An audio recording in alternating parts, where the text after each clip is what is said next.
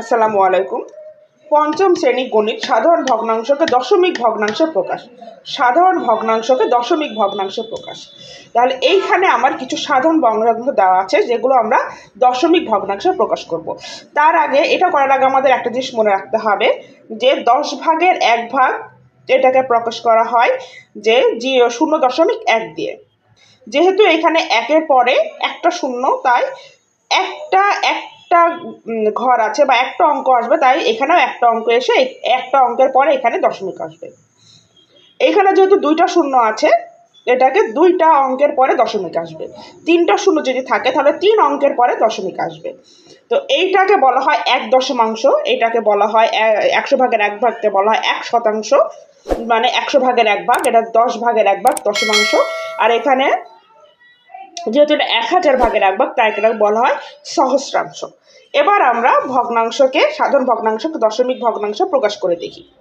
আমাদের মনে রাখতে হবে যে হয় এটাকে আমাদের 100 বানাতে হবে, 10 বানাতে হবে, না হলে 100 বানাতে হবে, না হলে 1000 বানাতে হবে। তো আমার জন্য যেটা সুবিধা হয়, এবং প্রত্যেকটাতে গুণ করে করতে হবে। যেহেতু এটা 10 বানানো সম্ভব না, তাই এটাকে আমরা দেখবো 100 বানানো যায় কিনা। যদি 100 বানাতে হয় তাহলে আমাদের এখানে কি করতে হবে, 5 দিয়ে গুণ করতে হবে। নিচেরটাকে 5 দিয়ে গুণ করলে উপরেরটাকেও 5 দিয়ে গুণ করতে হবে। তাহলে 5 7 এখানে কত হবে, 35। 5 বিষম এখানে হবে 100। এখন আমরা জানি যে যদি এইখানে দুইটা অঙ্ক থাকে তাহলে দুইটা অঙ্কের পরে দশমিক হবে।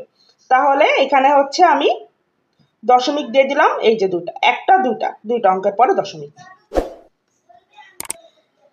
এবার 25কে তো 10 করা অসম্ভব মোটামুটি, তাই আমরা এখন এটাকে করব 100। তাহলে এটাকে আমি 4 দিয়ে গুণ করব। তাহলে এটাকে যদি 4 দিয়ে গুণ করি তাহলে আমি উপরে এটাকেও 4 দিয়ে গুণ করব। তাহলে 4 25 এখানে হবে কত, 100।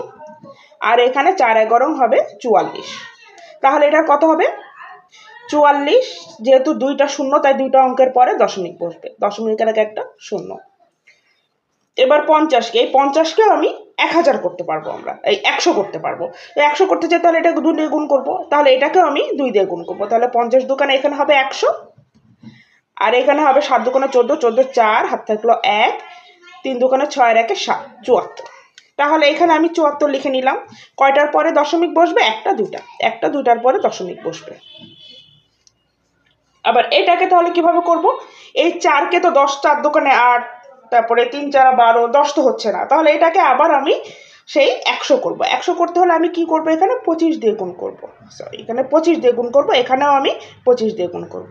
তাহলে এখানে 25 একে 25, আর 4 25 100। সেম ওয়েতে এখানে 25 লিখে নিব। লিখে নিয়ে এই যে এই দুটার জন্য এখানে দুটা অঙ্কের পরে দশমিক দিয়ে শূন্য। এটাই হচ্ছে যে সাধারণ ভগ্নাংশকে দশমিক ভগ্নাংশে প্রকাশ করার নিয়ম।